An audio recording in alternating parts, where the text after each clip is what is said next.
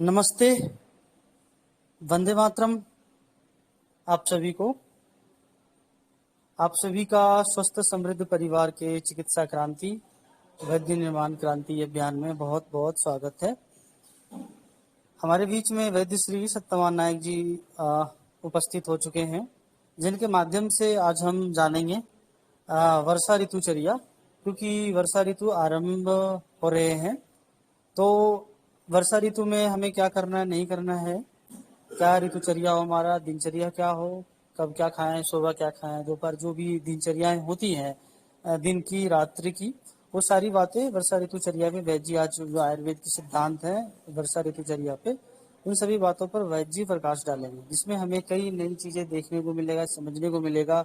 हो सकता है कि आप कई सारी गलतियां कर रहे होंगे वर्षा ऋतु में, जो नहीं करना चाहिए वो कर रहे होंगे। तो आज आप वो सीख पाएंगे कि आपको वर्षा ऋतु में इन चीजों को करना है और इन चीजों को नहीं करना। तो बहुत अच्छा रहेगा आज का विषय, जिनसे आप सभी को जानकारी मिलेगी। तो वैद्य जी का आज विचार था कि जो हमारे वृक्क निष्क्रियता पे जो व्याख्यान चल रहे थे, उसको थोड़ा सा भी हम स्थगित करके जो आज वर्षा ऋतुचर्या लिया गया, जो कि सभी के लिए लाभदायक होगा, क्योंकि वर्षा ऋतुचर्या आरंभ होने वाली है, इसीलिए ये आवश्यक है। आज का विषय वर्षा ऋतुचर्या है, जिसपे वैद्य जी आज पूरी आयुर्वेदिक दृष्टिकोण इस पर रखेंगे और हम सभी को बहुत अच्छी जानकारी प्राप्त होंगी। तो मैं वैद्य जी का इस सत्र में बहुत बहुत स्वागत करता हूँ। और इस सत्र का मनोबल बढ़ाने के लिए, इस सत्र का शोभा बढ़ाने के लिए स्वस्थ समृद्ध परिवार के सभी कर्णधार जुड़ते हैं और इस सत्र को एक नई विचारधारा देते हैं। तो इस सत्र में गोविंद चंद्र प्रसाद जी जुड़ते हैं, स्वस्थ समृद्ध परिवार के कर्ताधर्ता, जिनका मनोबल, जिनका विचार, जिनका दृष्टिकोण हमें समझने को, देखने को मिलता है। तो मैं गोविंद चंद्र प्रसाद जी का भी बहुत बहुत स्वागत करता हूँ इस सत्र में। तो मैं वैद्य जी से निवेदन करूंगा कि अपना व्याख्यान आरंभ करें और आज का जो विषय ऋतुचर्या है इस पर प्रकाश डालें। धन्यवाद।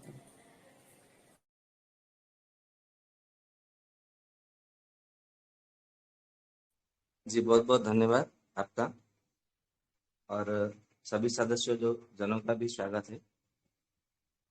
आयुर्वेद के जनक भगवान श्री धन्वंतरि जी को नमन करते हुए, अपने श्री गुरु को भी स्मरण करते हुए, नमन करते हुए, आज की जो आलोचना सत्र है हम उसको आगे बढ़ाते हैं। आज वर्षा ऋतुचर्या के ऊपर इसीलिए चर्चा कर दिया गया क्योंकि मैं कल से थोड़ा अनुपस्थित होने वाला हूँ, थोड़ा कुछ किसी कारणवश बाहर जा रहा हूँ, जिसके लिए मुझे लौटते लौटते लगभग 17 या 18 तारीख हो जाएगा। तो मैंने सोचा कि चलो वर्षा ऋतु तब तक तो आरंभ हो चुका होगा, तो आज वर्षा ऋतु के ऊपर चर्चा कर लेते हैं। और ये ऋतुचर्या जो है, ऋतुचर्या के ऊपर भी जानना बहुत जरूरी है, क्योंकि आयुर्वेद में ऐसा कहा है आयुर्वेद आचार्य ने कि हमें यदि स्वस्थ रहना है तो हमें 5 विषय पर सदा ध्यान देना चाहिए। वो 5 विषय क्या है? सबसे पहले दिनचर्या, फिर दूसरा आता है रात्रिचर्या, रात में कैसे हम रात में कब खाना है, कब सोना है, कैसे खाना है, रात में कैसे हमारा समय बीतना चाहिए, उसको रात्रिचर्या कहा है। तीसरे नंबर पे आता है ऋतुचर्या, किस ऋतु में कैसा हमारा जीवन शैली होना चाहिए, तो वो होता है ऋतुचर्या। चौथा होता है हमारा जीवनचर्या, हमारा जीवन कैसा होना चाहिए, किस प्रकार हमारा जीवन शैली होना चाहिए। पांचवा होता है हमारा परिचर्या, हम लोगों के साथ में लोगों की कैसे सेवा कर रहे हैं, हमारे घर में कैसे सेवा दे रहे हैं, दूसरे समाज में कैसे सेवा दे रहे हैं, देश में कैसे सेवा दे रहे हैं। तो ये जो सेवा किसकी किस प्रकार सेवा करना है, इसको परिचर्या कहा गया। ठीक उसी तरह इसी प्रकार दिनचर्या, रात्रिचर्या, ऋतुचर्या, जीवनचर्या, परिचर्या, इसको चर्या पंचकम पंचचर्या ऐसा आयुर्वेद में कहा गया है। जो ये 5 चर्या पंचचर्या का नियमित रूप से पालन करते हैं, इसको अनुसरण अनुकरण करते हैं, तो वो जीवन में कभी रोगी नहीं होते, वो सदा निरोग रहते हैं। तो इसके लिए इन 5 चर्या के ऊपर भी जानना परम आवश्यक है। हर किसी के लिए चाहे कोई भी हो, उसको जानना चाहिए ही चाहिए। तो अभी तो ग्रीष्म ऋतु और वर्षा ऋतु का संधिकाल चल रहा है, आप लोगों को मालूम है। तो अभी वर्षा ऋतु कब से आरंभ होगा? तो ऐसा कहा है कि गलत कहा मैंने, ऐसा कहा है कि श्रावण मास का श्रावण का महीना आरंभ होने वाला है, क्योंकि कल तो गुरु पूर्णिमा है, आप सबको पता है। गुरु पूर्णिमा, व्यास पूर्णिमा ऐसा कहा गया है। तो मुझे लगता है कि आप सब गुरु पूर्णिमा का पालन भी करते होंगे, जो अपने गुरु को मतलब जिसको भी आप गुरु मानते हो या तो जिससे आपने मतलब कोई शिक्षा ग्रहण किया है, ज्ञान प्राप्त हुआ है, तो उसके गुरु मानकर कल उसका मतलब नमन करना चाहिए, पूजन करना चाहिए, ऐसा हमारे आयुर्वेद में मतलब कहा गया है। तो कल मतलब गुरु पूर्णिमा है, इसलिए मैं कल जा रहा हूँ, मतलब मुझे बाहर जाना पड़ रहा है। तो जो भी है, तो मतलब ऐसा कहा गया है कि श्रावण के महीने में जो मतलब अभी परसों से श्रावण का महीना आरंभ हो जाएगा। तो श्रावण महीना कृष्ण पक्ष जो मतलब पंचमी तिथि है, रविवार के दिन सुबह में लगभग सुबह में 8:12 में अभी वर्षा ऋतु का आरंभ होने जा रहा है, ऐसा मतलब कहा है, मतलब शास्त्रों में। फिर मतलब ये वर्षा ऋतु को दो भागों में बांटा गया है। पहला है वर्षा ऋतु, दूसरा है प्रावृट ऋतु। मतलब एक ऋतु जो है 2 मास का होता है, मतलब 2 महीने का होता है। परंतु ये वर्षा ऋतु को आचार्यों ने, ऋषियों ने 2 ऋतु मतलब ऐसा माना है। 2 ऋतु क्यों माना है, मैं उसका मतलब आगे तो हम इसका रहस्य का उन्मोचन करेंगे। मैं अभी पहले इसका मतलब समय बता देता हूँ कि ये समय से ये समय तक ये वर्षा ऋतु है, और ये समय से ये समय तक ये प्रावृट ऋतु है। तो जैसे मतलब मैंने अभी मतलब बताया कि सावन महीना कृष्ण पक्ष पंचमी तिथि रविवार को सुबह में 8:12 से लेकर के भाद्रपद महीना जो इसके बाद में जो आने वाला है वो भाद्रपद महीना कृष्ण पक्ष षष्ठी तिथि और बुधवार को लगभग मतलब अपराह्न काल में जो मतलब शाम के समय में 4:33 तक वो वर्षा ऋतु होगा। फिर 4:34 से लेकर के भाद्रपद महीने का लगभग आश्विन महीना कृष्ण पक्ष अष्टमी तिथि शनिवार और सुबह शाम को 4:20 तक ये प्रावृट ऋतु रहेगा, ऐसा मतलब शास्त्रों में मतलब कहा गया है। अभी ये तो मतलब आजकल तो हर कोई मतलब क्रिश्चियन कालगणना को ही अधिक महत्व देते हैं। तो लोगों को मालूम ही नहीं होता कि मतलब ये मतलब मास पक्ष तिथि वार, ये मतलब वार तो मालूम है, परंतु मास पक्ष तिथि ये सब मतलब महीना ये सब मालूम नहीं है। मतलब हमारे भारत के जो कालगणना है आजकल अधिकतर लोगों को मालूम नहीं है, क्योंकि आप लोगों को भले मतलब कुछ समझ में आया हो, परंतु जब बाद में इसका रिकॉर्ड सुनेंगे तो उन लोग को मालूम नहीं पड़ेगा, समझ में नहीं आएगा। तो उसके लिए भी मतलब मैं क्रिश्चियन लोगों का जो कालगणना है, तो क्रिश्चियन काल गणना के आधार पर भी मैं आप लोगों को बता देता हूँ, जिससे आपको मतलब बड़ी सहज होगा, बड़ा मतलब आसान हो जाएगा। तो ऐसा कहा है मतलब क्रिश्चियन के का मतलब काल गणना के हिसाब से कि जुलाई 17 तारीख 2022 अभी जो चल रहा है, सन 2022 अभी चल रहा है, जुलाई महीना 17 तारीख को सुबह में 8:12 से लेकर के अगस्त 17 तारीख शाम को 4:33 तक ये वर्षा ऋतु मतलब है। फिर मतलब अगस्त 17 तारीख 4:34 से सितंबर, अभी जो मतलब उसके बाद में आएगा सितंबर 17 तारीख 4:20 तक ये प्रावृट ऋतु होगा। ये अभी मतलब ये क्रिश्चियन काल गणना के हिसाब से आप लोगों को मतलब मैं मतलब ये भी बता दिया। अभी मुसलमान काल गणना मतलब कोई मानता नहीं है, जो है जो मानते हैं वो मतलब इस्लाम धर्म के हिसाब से वो मानते होंगे, उससे हमें कोई लेना देना नहीं है। परंतु अभी भारत में हमें भारतीय काल गणना को अधिक महत्व देना चाहिए मेरे विचार में। तो जो भी है वो जाने दीजिए, उसके विषय में मैं चर्चा नहीं कर रहा हूँ। जो देश की स्थिति है वो सब आप भली भांति जानते हैं, और हमें हमारी संस्कृति, हमारी सभ्यता, हमारा ज्ञान, हमारा विज्ञान, ये सब मतलब हमें मानना चाहिए और पालन भी करना चाहिए। तो जो भी हो, ये हमारा भारत का मतलब जो कालगणना के आधार पर अभी अभी सावन का महीने में जो मतलब षष्ठी तिथि से लेकर भाद्रपद कृष्ण अष्टमी तक ये जो मतलब है अभी वर्षा ऋतु, फिर उसके बाद में जो प्रावृट ऋतु होगा। अभी इसका मतलब हमारे शरीर पर और संसार पर मतलब समाज में बोल रहा हूँ, मतलब धरती पर और हमारे शरीर पर क्या प्रभाव पड़ता है, और इसमें से मतलब इससे क्या क्या रोग होने की संभावना है, और हम उससे कैसे बचे जा सकते हैं, मतलब क्या करना चाहिए क्या नहीं करना चाहिए, क्या खाना चाहिए क्या नहीं खाना चाहिए, उस सब में मतलब सभी विषयों में हम आज चर्चा करेंगे। तो सबसे पहले मतलब ऐसा देखते हैं कि चरक जी ने मतलब क्या कहा है, मतलब महर्षि चरक जी ने। तो उन्होंने मतलब ऐसा कहा है सबसे पहले कि आधाने दुर्बले देहे पक्ता भवति दुर्बलः स वर्षा स्वनिलादीनम दूषणे बाध्यते पुनः भूवाष्पान में मघन भूवाष्पान मेघ निष्पन्दात पाका दम्ला जलम स्यस वर्षा स्वग्नि बड़े क्षीणे कुप्यंती पवनादयः तस्मात् साधारण सर्वो विधि वर्षा सुशस्यते। ऐसा चरक जी ने कहा है, ऐसा मैं नहीं कह रहा हूँ। इसका अर्थ ये है कि अभी जो मतलब चल रहा है ये आदान काल है। हम मतलब जब मतलब ये चल रहा था कि आदान काल और विसर्ग काल, ऐसे 2 प्रकार का काल होता है। ये मतलब जब हम कालगण के गणना के ऊपर काल ज्ञान या तो काल ज्ञान के ऊपर जब हमारा चलेगा चर्चा चर्चा सत्र, वो तो लगभग 4-5 महीने का चलेगा। तो हम उसमें और मतलब अच्छे से समझेंगे कि मतलब ये आदान काल क्यों कहा गया, विसर्ग काल क्यों कहा गया, ऐसा मतलब कितने समय से लेकर कितने समय तक आदान काल होता है, विसर्ग काल होता है, उन सब के विषय हमारा चर्चा रहेगा। आज केवल इतना समझ लीजिए कि इसको आदान काल कहा जाता है। तो आदान काल में मतलब जब मतलब पहले धीरे धीरे वर्षा की आरंभ होती है, तो उसे वर्षा ऋतु कहा जाता है। फिर मतलब प्रावरुट ऋतु क्यों कहा गया, उसका दूसरे महीने को प्रावरुट ऋतु इसलिए कहा गया, प्रावरुट यानी कि चारों ओर आवृत हो जाना, मतलब आवृत हो जाना मतलब चारों ओर मतलब उसका मतलब पूरा संप्राप्ति दिखना। जैसे मतलब मान लीजिए कि आपके हाथ पैर में थोड़ा दर्द होने लगा है, धीरे धीरे आपको मतलब थोड़ा मतलब ऐसा लग रहा है कि मतलब मैं दुर्बल होता जा रहा हूँ, तो ये आपको मतलब अनुभव हुआ। परंतु मतलब इसी को वर्षा ऋतु मान लीजिए, तो कुछ समय के पश्चात में फिर आपको क्या हुआ, बुखार हो गया।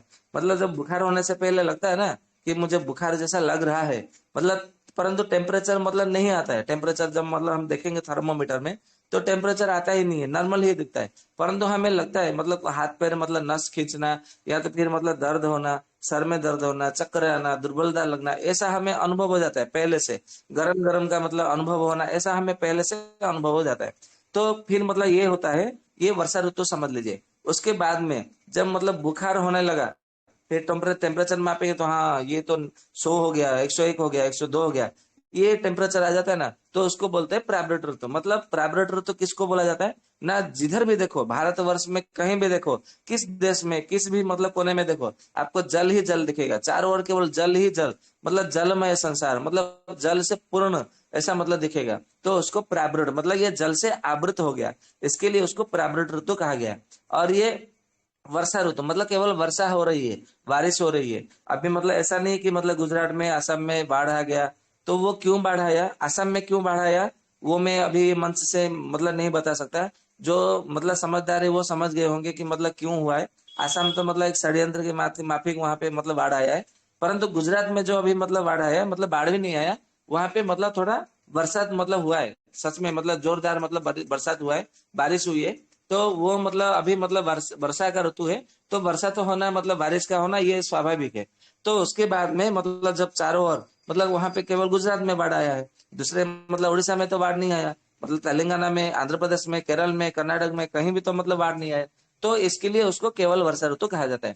परंतु जब ऐसा समय आ जाएगा कि मतलब भारत में जिधर भी देखो जहां भी देखो केवल पानी ही पानी, जल से जल ही जल है, तो उसको प्रावृत ऋतु कहा जाता है। तो वर्षा ऋतु का और प्रावृत ऋतु का थोड़ा सा अंतर है, 19-20 जैसा अंतर है। तो उसमें मतलब क्या क्या मतलब बात पित्त कफ में से क्या क्या कुपित होता है, और उसमें से मतलब क्या क्या मतलब हमें बरतनी चाहिए, सावधानी रहना चाहिए, तो उस विषय में क्या क्या कहा है, तो उसमें हम देखेंगे। तो सबसे पहले मतलब मैं चरक जी मतलब जो भी मतलब कहते हैं उसका मतलब विषय में बताऊंगा। फिर बाद में मैं अपना अनुभव के आधार पर मैं आप लोगों को बताऊंगा। तो ऐसा कहा है कि आदान काल में मनुष्य का जो शरीर है अत्यंत दुर्बल हो जाता है, ये ध्यान में रखना है। दुर्बल शरीर में एक तो मतलब ऐसा दुर्बल मतलब कहा गया, दुर्बल मतलब यानी कि क्या अर्थ है, तो इसका उत्तर हमें सुश्रुत संहिता में मिलता है। सुश्रुत संहिता में सुश्रुत जी ने कहा है कि अग्निजस्य बलम तस्य निरग्निश्च कुतो बलम। मतलब जिसके जो जठर अग्नि होता है ना, जठर जठर में अग्नि जलता है, तो जिसका अग्नि मतलब जठर अग्नि एकदम मतलब सही है, वो बलवान है। जिसका जठर अग्नि दुर्बल हो गया, वो दुर्बल हो गया, वो बलहीन है, शक्तिहीन है, वो मतलब दुर्बल है, ऐसा मतलब कहा गया। तो यहाँ पे जो मतलब कहा है कि आदान काल में मनुष्य का शरीर अत्यंत दुर्बल रहता है, दुर्बल रहता है, यहाँ मतलब इसका अर्थ यह है कि इस समय जो वर्षा ऋतु है, सबका जो अग्नि है, जो जठर अग्नि, वो मंद पड़ जाता है। अग्नि मतलब मंद पड़ गया, इसके लिए आप दुर्बल होते चले गए। इसका उत्तर केवल इतना है, उसका रहस्य इतना है। फिर मतलब ऐसा कहा है कि दुर्बल मतलब शरीर में मतलब बहुत दुर्बलता आ जाती है, धीरे धीरे दुर्बलता बढ़ने लगती है।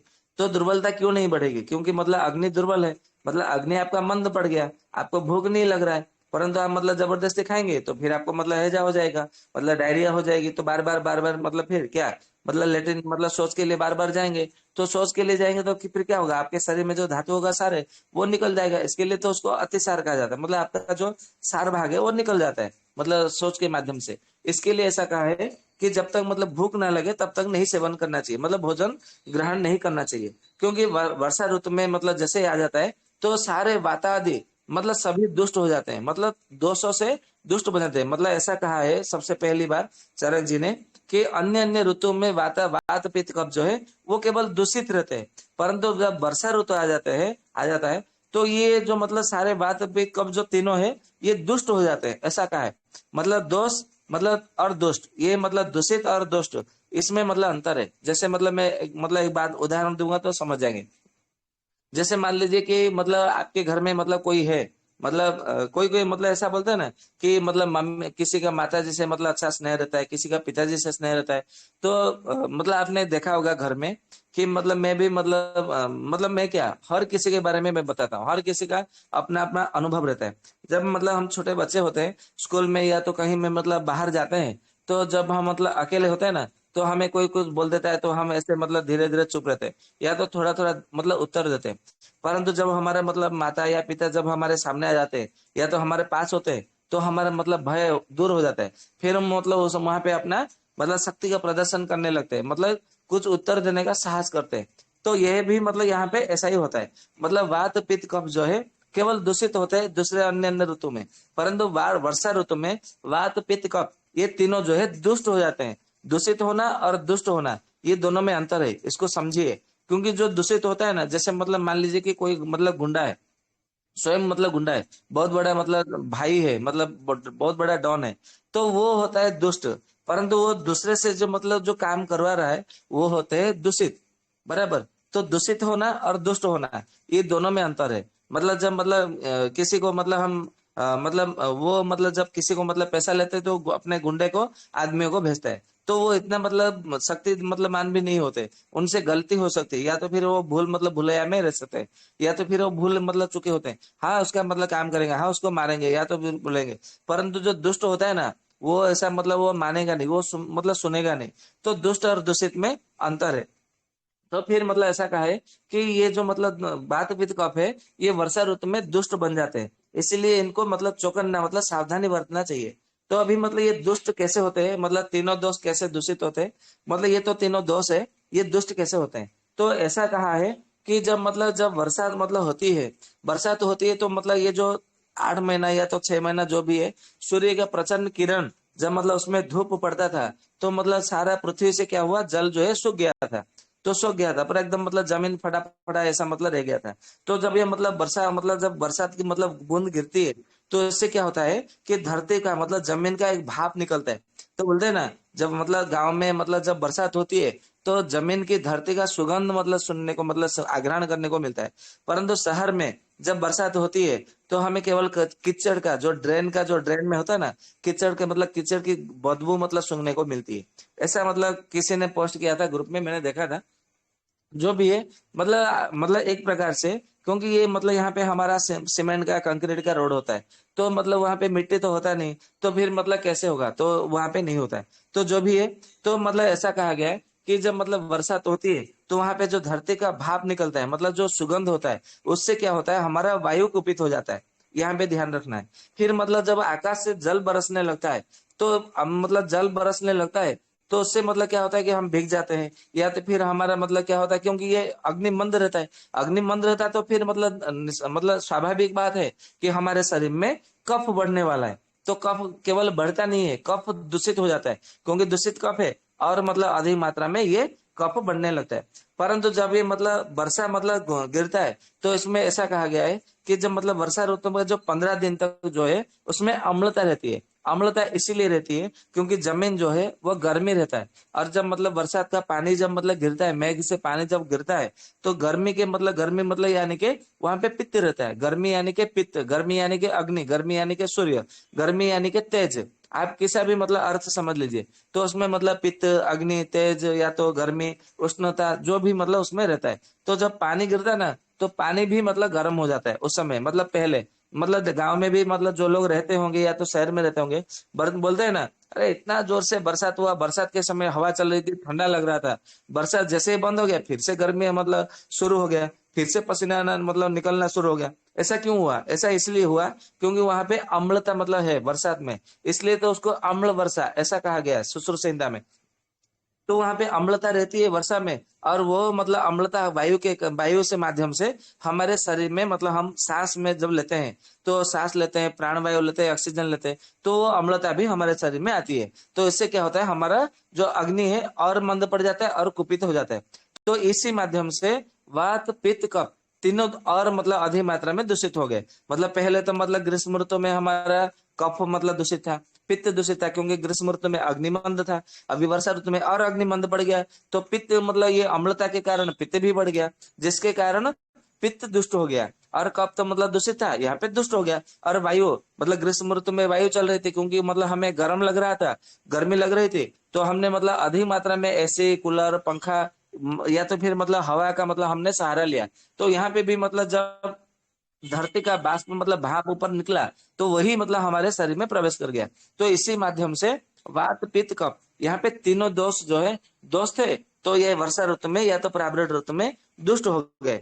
तो यहाँ पे मतलब हमें क्या करना है, मतलब अधिक मात्रा में मतलब क्या करना है, वात पित्त कफ हमें तीनों को समन करने वाला भोजन हमारा होना चाहिए, और तीनों को समान होने वाला हमारा जो है आहार होना चाहिए, दिनचर्या होनी चाहिए, रात्रिचर्या होनी चाहिए, यह ध्यान में रखना है। तो हमें मतलब ऐसा क्या सेवन करे जिससे मतलब क्या हो कि हमारा जो वात पित्त कफ जो है तीनों समान हो। तो हमें उसके लिए बड़ा मतलब सावधानी बरतनी चाहिए। तो ऐसा मतलब कहा है कि वर्षा ऋतु में कभी भी मतलब मतलब जो भी है, हमें मतलब वर्षा ऋतु में ऐसा कहा गया है कि वर्षा ऋतु में मतलब वमन और विरेचन और मतलब शरीर को शोधन करने के लिए आस्थापन वस्ती भी लेना चाहिए, ऐसा मतलब कहा गया है। अभी मतलब वमन किससे मतलब करना चाहिए, तो ऐसा है कि मतलब थोड़ा घोड़ा बच लीजिए, जो घोड़ा बचा आती है, बचा जो बच आता है ना, बच सफेद रंग का, तो बच का चूर्ण लीजिए कम से कम 2 चम्मच, या तो फिर 4 चम्मच ले सकते हैं। उसमें फिर मतलब जो मुलेठी होता है, मुलेठी लगभग लीजिए 50 ग्राम, और बच का चूर्ण लीजिए 10 ग्राम या तो फिर 15 ग्राम। इसको मतलब 10 ग्राम भी ले सकते हैं, उसमें कोई दिक्कत नहीं है। तो उसको मिला करके क्या करना है, 2 लीटर पानी में आपको उबालना है। जब 1 लीटर बचे तो उसको मतलब छान लेना है।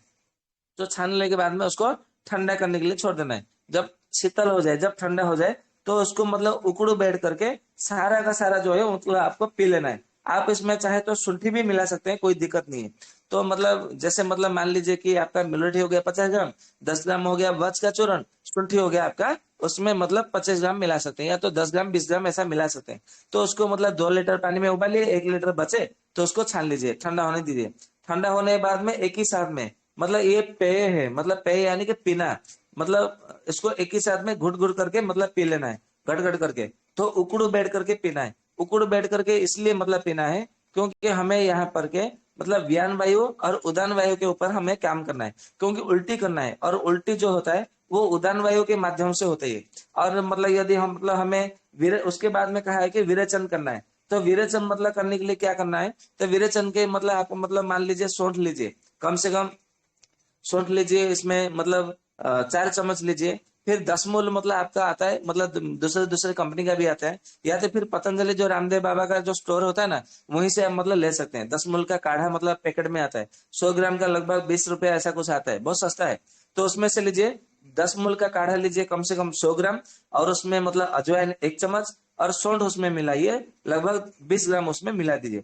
मिला करके ठीक उसी तरह दो मतलब उसमें क्या करना है, उसमें लगभग 2 लीटर पानी में आपको मतलब उबालना है, और आधा लीटर जब बचे तो उसको छान लेना है। और छान लेने के बाद में उसमें एरंड का तेल जो है 4 चम्मच या तो 8 चम्मच ऐसा मिला मिला सकते हैं, जिसके जितने मतलब मिला सकते हैं। उसमें ऐसा कहा गया है कि उसमें आप मतलब 4 तोला मिला सकते हैं एरंड का तेल, 4 तोला यानी कि 50 ml तक मतलब हम उसमें मिला सकते हैं, कोई दिक्कत नहीं है। तो आप अपने हिसाब से मिलाइए, जैसा मतलब आप अपने हिसाब से मिला सकते हैं, कोई दिक्कत नहीं है। तो इसको मिला करके हल्का गुनगुना रहे, इसको खड़े होकर के पीना है। खड़े होकर के इसलिए पीना है क्योंकि जो विरेचन मतलब हमें दस्त लाना है, सोच लाना है, तो हमें मतलब यहाँ पे अपान वायु के ऊपर काम करना है। तो जहां भी अपान वायु के ऊपर काम करना है, हमें खड़े होकर के औषधि सेवन करना है। और जहां पे हमें व्यान वायु और उदान वायु के ऊपर काम करना है, तो उकड़ू में बैठ करके मतलब औषधि का सेवन करना है। और जहां पे हमें प्राण वायु और समान वायु के ऊपर काम करना है, हमें वहां पे पालथी लगाकर बैठना है, ये ध्यान में रखना है। मतलब हमें किस वायु के ऊपर काम करना है, ये वायु के आधार पर आपको मतलब बैठना होता है। तो आप उसके हिसाब से मतलब चयन करें। तो बमन के लिए उकड़ो बैठना है, विरेचन के लिए खड़े होकर के पीना है, ये ध्यान में रखना है। ये मतलब आपका मतलब शरीर का शोधन हो गया। शरीर शोधन होने के बाद में फिर आपको क्या करना है, आस्थापन बस्ती देना है। आस्थापन बस्ती मतलब ये एनीमल नहीं है, ये एक प्रकार का बस्ती है। और मैं बस्ती इसलिए नहीं बता रहा हूँ और बताना उचित भी नहीं होगा, क्योंकि जो पंचकर्म करते हैं या तो जो वैद्य लोग होते हैं, आप उन्हीं के पास जाकर ये बस्ती देना है। मतलब आप अपने मतलब हिसाब से स्वयं मतलब मत दीजिए, क्योंकि जब बस्ती देते हैं ना, बस्ती में यदि थोड़ा कुछ गड़बड़ हो जाता है तो फिर आपको मतलब अर्श, बवासीर, भगंदर या तो फिर मतलब गुदा में मतलब गुदा भ्रंश, ऐसे मतलब अनेक प्रकार का रोग होने की संभावना है। फिर मतलब ऐसा ना हो कि आप मतलब बोलेंगे कि मतलब आस्थापन बस्ती लेने के लिए बोल दिया सत्यवान जी ने और हमने ले लिया तो हमारा मतलब ये हो गया वो हो गया। तो इसीलिए मतलब मैं नहीं बता रहा हूँ। आस्थापन बस्ती लेना है तो आपके आसपास जो भी वैद्य है, कोई पंचकर्म कराता हो, उनके उन्हीं के पास जाइए और आस्थापन बस्ती दीजिएगा, बराबर। परंतु आस्थापन बस्ती देने से पहले वमन और विरेचन करा के जाना। ऐसा नहीं कि मतलब वहां पे जाके मतलब पहले आस्थापन बस्ती दे दिया, फिर मतलब आपने आके वमन विरेचन कर लिया, तो इससे क्या होगा, वात पित्त कफ और आपका बिगड़ जाएगा। इसके लिए पहले वमन करिए, फिर वमन करने से कफ आपका जो दुष्ट हो गया है वो शांत हो जाएगा, एकदम सुधर जाएगा। फिर मतलब विरेचन करने से आपका जो पित्त है वो पित्त समन हो जाएगा। फिर मतलब आस्थापन बस्ती देने से, मतलब बस्ती तो अनेक प्रकार के हैं, यहाँ पे आस्थापन बस्ती देने से क्या होगा, आपका जो दुष्ट वायु है वो समन हो जाएगा। तो आपका इस प्रकार से वात पित्त कफ तीनों एक ही दिन मतलब एक ही बार में आपका समन हो गया। कितना अच्छा मतलब ये मतलब औषधि है ये, मतलब जरा कल्पना करिए। फिर मतलब ऐसा कहा गया है कि वर्षा ऋतु में क्या नहीं करना है। तो ऐसा कहा है चरक जी ने कि वर्षा ऋतु में मतलब अवश्य है, अवश्य है यानी कि जहाँ पे मतलब पानी गिरता हो या तो बरसात होता हो, तो बरसात के मौसम में वर्षा ऋतु में अधिक मात्रा में जो पहला 15 दिन होता है वहां पे भीगना नहीं है। मतलब अवश्य है, अवश्य है यानी कि वहां पे भीगना नहीं है। हाँ, वर्षा ऋतु का 15 दिन मतलब जो पहला महीना है, पहला महीने का 15 दिन बीत जाने के बाद में आप बरसात में भीग सकते हैं, क्योंकि उसमें फिर अम्लता नहीं होगी। ये अम्लता होने के कारण भीगने के लिए मना किया गया है, क्योंकि यार इससे फिर क्या होगा, आपके शरीर में पित्त और अधिक मात्रा में बढ़ेगा। पित्त बढ़ेगा तो फिर क्या होगा, हेमोग्लोबिन कम होगा, शरीर में जलन होगा, आंख में जलन, नाक में जलन, गले में जलन, सीने में जलन, पेट में जलन, शरीर में जलन, या तो फिर मतलब काले कैले कैनियल मतलब जो स्पर होता है, जो एडियो में दर्द होता है, फिर एडियो में दर्द मतलब आरंभ हो जाएगा। इसके लिए मतलब ऐसा कहा है कि आपको मतलब 15 दिन तक नहीं भीगना है। ठीक उसी तरह ऐसा कहा है कि अभी मतलब अभी से नदियों में स्नान नहीं करना है। ऐसा कहा है कि नदी जलम च वर्जयत, मतलब नदी का जो जल है आपको अभी मतलब वर्जन करना है, मतलब त्याग मतलब अभी मतलब स्नान नहीं करना है। और नदी का जल या भी मतलब आपको 2 महीने तक मतलब प्रयोग में लाना है। तो अभी मतलब हमें प्रयोग बिल्कुल प्रयोग मतलब प्रयोग नहीं करना है, ये ध्यान में रखना है। और ऐसा कहा है कि व्यायामम व्यायामम च मतलब वर्जयत, मतलब व्यायाम मतलब एक्सरसाइज जो मतलब जो भी करते हैं, तो अभी एक्सरसाइज बिल्कुल नहीं करना है। यदि एक्सरसाइज करेंगे तो आपके शरीर में वायु मतलब बढ़ेगा, मतलब वायु तो मतलब आपका दूषित हुआ है, दुष्ट हुआ, तो फिर मतलब वायु और क्या होगा, और कुपित हो जाएगा। इसके लिए आपको व्यायाम मतलब एक्सरसाइज बिल्कुल नहीं करना है। फिर आगे कहा है कि आतपम च वर्जयत, आतप यानी कि मतलब धूप में नहीं बैठना है। अभी मतलब आप बोलेंगे कि वर्षा ऋतु में धूप कहाँ से होगा, वर्षा ऋतु मतलब जो वर्षा ऋतु प्रावृत ऋतु है, तो ये दोनों में मतलब क्या पूरा 60 दिन मतलब ऐसा थोड़ी है कि मतलब यहाँ पे आपका मतलब ये वर्षा होगा, ऐसा तो नहीं है ना कि मतलब यहाँ पे मतलब बीच बीच में मतलब धूप भी मतलब निकलेगा। तो यहाँ पे धूप में नहीं बैठना है, धूप में नहीं चलना है, मतलब धूप में नहीं रहना है, इसका मतलब अर्थ ही है। फिर ऐसा कहा है कि ववाय चत्र वर्जित, ववाय यानी कि मैथुन, मतलब समागम नहीं करना है, ये ध्यान में रखना है। अभी समागम करने से क्या होता है कि पित्त और वात ये दोनों और मतलब अधिक मात्रा में दूषित हो जाते हैं और कुपित हो जाते हैं। इसके लिए यहाँ पे नहीं करना है। अभी मतलब ऐसा मतलब मतलब क्या क्या मतलब हम सेवन कर सकते हैं, मतलब खाने पीने में मतलब क्या ले सकते हैं, अभी उसके विषय में चर्चा करते हैं। तो ऐसा कहा है उन्होंने कि सबसे पहले आप खाने पीने की मतलब जो भी चीजें मतलब उसमें हम मतलब बनाते हैं, मतलब पका हुआ खाना नहीं, मतलब मान लीजिए कि हम पानी पीते हैं, पानी का सेवन करते हैं, तो उसमें 1 चम्मच मधु मतलब मिला करके सेवन करना चाहिए, मतलब शहद मिला करके आपको सेवन करना चाहिए। यदि हम मतलब घी मतलब सेवन करते हैं, तो घी में भी मतलब मधु थोड़ा मतलब उसकी 2 गुना मतलब मधु मिला करके, या तो फिर उसका आधा हिस्सा, मतलब मान लीजिए आपने 2 चम्मच घी का सेवन करते हैं तो उसमें 1 चम्मच मधु मिला सकते हैं, या तो फिर 4 चम्मच उसमें मधु मिला सकते हैं। क्योंकि उसमें मधु मिलाने के लिए कहा है, क्योंकि मधु जो है वो कफ का समन करती है, पित्त का समन करती है, वात को भी समन करती है। और हमें यहाँ पे वात पित्त कफ तीनों को समन करना है, इसलिए वात मतलब पित्त कफ को मतलब समन करने वाला जो है वो मधु है। इसके लिए हमें क्या करना है, मधु मिलाना है। और मतलब आप बोलेंगे कि घृत का क्यों सेवन करना है, क्योंकि घृत तो मतलब यहाँ पे मतलब क्या करेगा, कफ को बढ़ाएगा। आपकी बात सही है, परंतु हमें मतलब क्या करना है, पहले हमने वमन कर लिया, फिर विरेचन कर लिया, फिर आस्थापन बस्ते दे दिया, फिर हमें मतलब उसके बाद में हमें घृत का सेवन करना है। घृत का सेवन इसीलिए करना है क्योंकि यहाँ पे मतलब पहले हमारा क्या था, कफ मतलब नष्ट हो गया था, पित्त बढ़ा था, और यहाँ पे मतलब वायु बढ़ा था ग्रीष्म ऋतु में, और यहाँ पे भी वही हाल है। तो हमें यहाँ पे क्या करना है, स्निग्ध गुण मतलब बढ़ाना है, मतलब स्निग्धता लानी है, मतलब स्नेहन गुण को बढ़ाना है। तो स्नेहन गुण को स्निग्धता को बढ़ाने के लिए घी से और अधिक दूसरा कोई चीज नहीं है, मतलब दूध है, परंतु दूध पीने के लिए मना किया गया वर्षा ऋतु में। वर्षा ऋतु में बिल्कुल दूध ही नहीं पीना है। तो इसलिए हम मतलब स्नेह मतलब स्निग्ध गुण कैसे ला सकते हैं, तो स्निग्ध गुण लाने के लिए घी और मधु ये दोनों को हमें अधिक मात्रा में सेवन करना चाहिए। मतलब आप चाहे रोटी का सेवन कर रहे तो मतलब उसमें घी मिलाइए, यदि मतलब चावल का मतलब सेवन कर रही है, दाल का सेवन कर रहे हैं, सब्जी का सेवन कर रहे हैं तो उसमें घी मिलाइए, और यदि केवल घी का सेवन कर रहे हैं तो उसमें मधु मिला रहे मतलब मधु मिलाइए। यदि मान लीजिए आपने मतलब दूसरा कोई पानी पी रहे हैं, या तो फिर मतलब कोई जो ऋतु के हिसाब से मतलब कोई फल का मतलब आपका सेवन कर रहे हैं, तो उसमें भी मतलब आप क्या करना है, मधु सेवन करना है। यदि मतलब मान लीजिए कि सुबह में आपको मतलब फलाहार में पपीता ले रहे हैं, तो पपीता भी मतलब थोड़ा पहले ऊपर का छिलका निकाल दीजिए, फिर उसको छोटे छोटे टुकड़े में काट लीजिए, अंदर रंग का बीज है उसको निकाल दीजिए, केवल बीज निकालना है। ऊपर का जो पीला रंग का जो एक तरह मतलब तैर होता है उसको नहीं निकालना है, केवल काला रंग का बीज को ही निकालना है। फिर उसको छोटे छोटे टुकड़े में काट करके ऊपर मतलब शहद मतलब मधु गिनाइए, फिर उसको छोटे छोटे टुकड़े में मतलब सेवन करिए। ठीक उसी तरह यदि आपको मतलब और का मतलब अभी क्या मिलता है, ये अनानास होता है, तो अनानास में भी आपको मतलब इसमें आप मतलब मतलब मधु मिला करके भी इसमें मतलब आप सेवन कर सकते हैं, उसमें कोई दिक्कत नहीं। तो इसके लिए मतलब जिनको मतलब मधु नहीं मिला सकते हैं तो आयुर्वेद की औषधि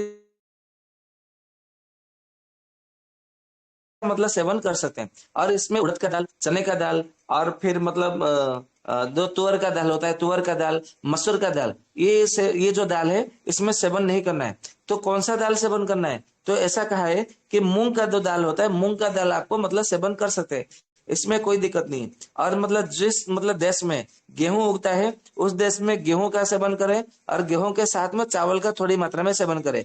परंतु जिस देश में केवल चावल धान उगता है वहां पे केवल चावल मतलब सेवन करना है, वहां पे रोटी मतलब गेहूं बाजरा ये सब मतलब सेवन नहीं करना है, ये ध्यान में रखना है। परंतु चाहे मतलब आपके वहां गेहूं उगता हो, चावल उगता हो, मतलब धान उगता हो, मतलब ये जो यदि मतलब उगता हो या ना उगता हो, परंतु जौ का जो सत्तू है, सत्तू बना के मतलब हर किसी को सेवन करना चाहिए, ऐसा मतलब कहा गया है। क्योंकि जौ का मतलब सत्तू सेवन करने से उसमें मतलब शहद मिलाकर मतलब सेवन करने से आपका वात पित्त कफ जो है तीनों का मतलब समन होगा, इसको मतलब ध्यान में रखना है। अभी मतलब नदी का जल तो हमने मतलब बंद कर दिया, मना कर दिया चारक जी ने। अभी हम मतलब किसको लेकर मतलब हमें चलेंगे, तो ऐसा मतलब आयुर्वेद में कहा है कि आपको मतलब जो वर्षा ऋतु में मतलब मतलब आकाश का जो जल गिरता है आप उसको सीधा मतलब किसी मटके में या तो किसी पात्र में उसका संग्रह करें, और उसको मतलब गर्म कर दीजिए, मतलब उबाल लीजिए। उबाल करके मतलब क्या करना है, उसको फिर मतलब शीतल करके मिट्टी के बर्तन में रखिए, फिर उसके मतलब जल सेवन कर सकते हैं। यदि मतलब आपको नहाना है तो मतलब यहाँ पे आपको क्या करना है, मतलब किसी कुएं के मतलब कुएं में मतलब नहाना है, या तो फिर जो तालाब होता है तालाब में नहाना है, तो ये मतलब आपको करना है। परंतु ये जो टंकी का पानी होता है ना शहर वालों को, आजकल तो शहर का तो छोड़ दीजिए, गांव वालों को भी मतलब सरकार ने ऐसी व्यवस्था कर ली टंकी की व्यवस्था, कि आपको मतलब सीधा नदी का जल आएगा आपके टंकी में, मतलब टंकी में मतलब जमा रहेगा। टंकी का पानी सीधा नल से होकर आपके बाथरूम में पहुंचेगा। आप मतलब सीधा मतलब शॉवर मतलब निकालिए, मतलब ऐसा नल को मोड़ दीजिए, आप मतलब सीधा नहा लीजिए। परंतु ध्यान रहे, नदी का जल से अभी मतलब नहा लेने से हमारे शरीर में कफ की मात्रा बढ़ेगी, पित्त मतलब और मतलब विकृत होगा, अग्नि मंद हो जाएगा, और आपके शरीर में वायु की मात्रा मतलब कुपित हो जाएगी, जिससे फिर मतलब क्या होगा, आपके घुटनों में दर्द होगा, आम मतलब शरीर में बढ़ेगी, फिर मतलब आपका पेट अच्छे से साफ नहीं होगा, बाल झड़ने लगेंगे, टूटने लगेंगे, बाल पकने लगेगा, आंखों से जो दृष्टि शक्ति है वो कम होने लगेगा, दांतों में मतलब कीड़े मतलब पड़ने लगेंगे, जो बोलते हैं ना मेरे दांतों में कीड़े पड़ गए, मेरे दांत अभी दर्द हो रहा है, मसूड़ों में दर्द हो रहा है, या तो फिर मतलब मुझे खाना नहीं पचता, खाने के बाद में मुझे दिन में 2 से 4 बार मतलब शौच के लिए जाना पड़ता है, मुझे कमजोरी सा महसूस होने लगता है, मेरे शरीर में मतलब ऐसा लग रहा है कि मतलब हीमोग्लोबिन कम हो गया है, थायराइड बढ़ गया है, और मतलब मेरे लिवर में मतलब ये हो गया वो हो गया जंडिस हो गया। ऐसा क्यों होता है, ऐसा इसलिए होता है क्योंकि नदी का जल का अभी हम मतलब प्रयोग करते हैं, तो उससे हमारे शरीर में रोग होता है। मतलब पहले के जमाने में क्या चाहते थे, वो टांके मतलब नहीं कर सकते।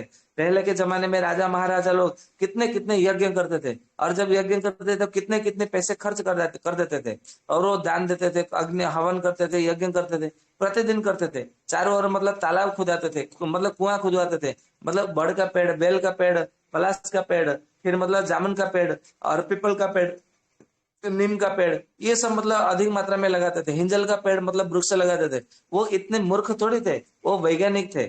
मतलब आप कहीं भी मतलब जाइए पुराने पुराने शहर में, पुराने पुराने गांव में, मतलब हर गांव मतलब गांव में एक मतलब मंडल होगा, चौक होगा, वहां पे पीपल का पेड़ आपको, बरगद का पेड़ मिलेगा ही मिलेगा। और वहां पे मंडप बना होगा, मतलब मतलब गर्मी के मौसम में वहां पे सारे लोग आके मतलब बैठेंगे। और मतलब मैंने देखा है हमारे गाँव में, जो मतलब वहां पे जो मंडप होता है, तो वहां पे हम लोग मतलब ग्रीष्म के ऋतु में वहां पे मतलब जो चौबोतरा बोलते हैं, मंडप बोलते हैं, वहां पे हम लोग रात में सो जाते थे। मतलब वहां पे चोरी ये सब मतलब होता नहीं था। आजकल मतलब जो नया नया गांव बसा है या तो शहर बसा है, ये सब मतलब देखने को मिलता ही नहीं है। इसीलिए तो वात पित्त कफ हमारा सबसे पहले बिगड़ता है, फिर बाद में हम रोगी बनते हैं। रोगी बनते हैं तो फिर मतलब एलोपैथी की मतलब जो षड्यंत्र है, पहले हम उनको पहले रोगी बनाओ, फिर मतलब यहाँ पे मतलब क्या अगर रोगी बनेंगे तो यहाँ पे फिर मतलब औषधि सेवन करने करने के लाएंगे।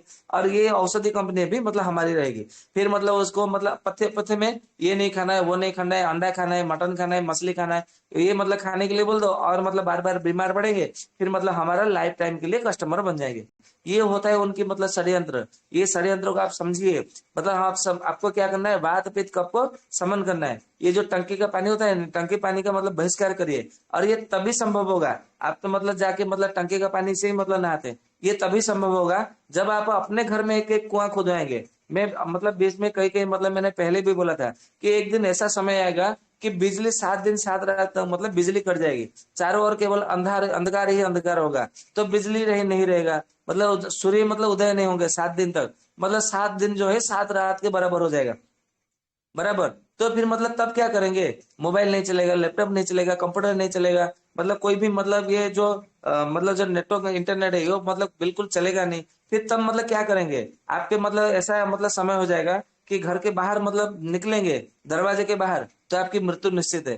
तब क्या करेंगे, तब मतलब यही मतलब करना है आपके मतलब घर में। और अभी मैं बता दे रहा हूँ, अभी से लेकर 5 साल तक बरसात कम होने वाली है, धीरे धीरे धीरे धीरे बरसात की मात्रा जो है कम होने वाली है। खाने पीने के मतलब लाले पड़ने वाले हैं। हम मतलब जहां भी देखेंगे, मतलब जिस समय मतलब बरसात नहीं होना चाहिए उस समय बरसात होगा, जिस समय मतलब खेत में बरसात की मतलब पानी चाहिए उस समय बरसात नहीं होगा। इस तरह से दुर्भिक्ष होने मतलब होने वाला है। और मतलब खाने का मतलब जो वस्तु है वो धीरे धीरे घटने वाला है। इसके लिए मतलब कुछ ज्यादा कुछ नहीं, क्योंकि मतलब गेहूं के दाना हम अधिक दिन तक नहीं रख सकते। इसके लिए क्या करना है, अपने पास में चावल का बोरा रखिए, क्योंकि चावल जितना पुराना होता है उतना मतलब वो हमारे शरीर के लिए लाभदायक होता है, मतलब ये आरोग्य मतलब दायक होता है। इसके लिए तो मतलब चावल में मतलब धान में माता लक्ष्मी का वास होता है, ये मतलब ऐसा शास्त्रकारों ने कहा है।